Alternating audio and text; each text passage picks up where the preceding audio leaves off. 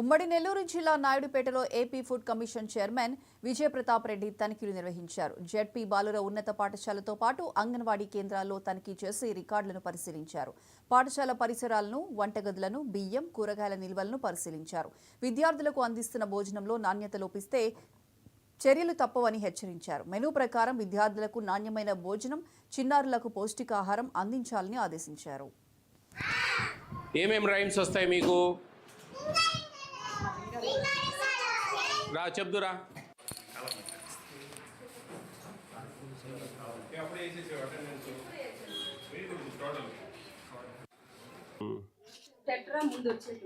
అదేలేండి, ఇంతకుముందు వచ్చేటివే.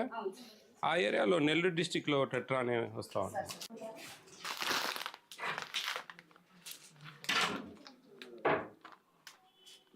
వీటికి టైం ఉంది డిసెంబర్వి.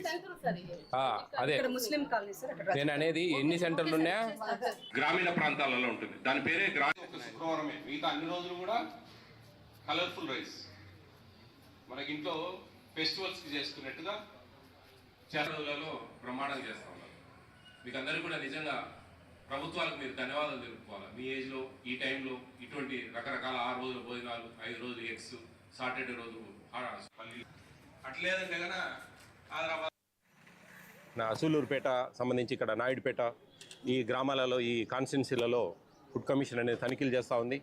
దీంట్లో ముఖ్యంగా AP state food commission civil supplies, anganwadi వ్యవస్థ, mid day meals, welfare hostels, అలాగే పిఎం మాతృవందన యోజన అని చెప్పేసి మొదటి డెలివరీకి ఇచ్చే 5,000 రూపాయలు, రెండో డెలివరీ గర్ల్ బేబీ అయితే కన్నా 6,000 రూపాయలు ఇచ్చే పథకాల మీద ఏపీ స్టేట్ ఫుడ్ కమిషన్ అనేది తనిఖీలు చేస్తుంది.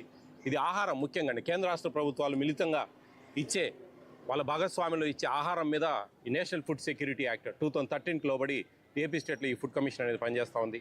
దీంట్లో ఎక్కువగా పిల్లలకి ఇచ్చేది భోజనాలు హాస్టల్లో అయితేంటి, స్కూల్స్లో అయితేనేంటి, అంగన్వాడీలో అయితేనేంటి, వీటిలో ఏవి కూడా మెనూ ప్రకారం డీవియేషన్ కాకుండా జాగ్రత్తగా ఇవ్వాలనేది ఈ యాక్ట్ చెప్తుంది.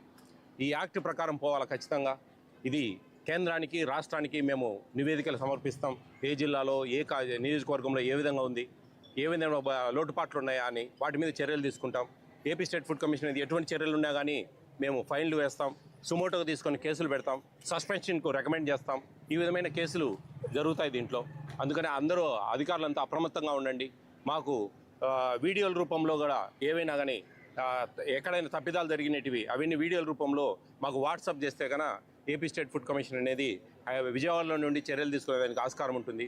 ఎందుకంటే ఈ దాదాపు 175 నియోజకవర్గాలు తిరగాలంటే చాలా అందుకనే మేము ఏదైనా ఇంటర్వ్యూలు ఇవ్వడం కానీ, సోషల్ మీడియాలో మా వీడియోస్ పెట్టడం కానీ ఇవన్నీ చేస్తూ ఉంటాం. ఎందుకంటే అవేర్నెస్ తెలుసుకోవాలి, ఏమి ఇస్తూ ఉన్నారు, ఎప్పుడు ఇస్తూ ఉన్నారు, ఎంత ఇస్తూ ఉన్నారు, ఈ వివరాలన్నీ. రంగారెడ్డి జిల్లా రాజేంద్రనగర్లో పలు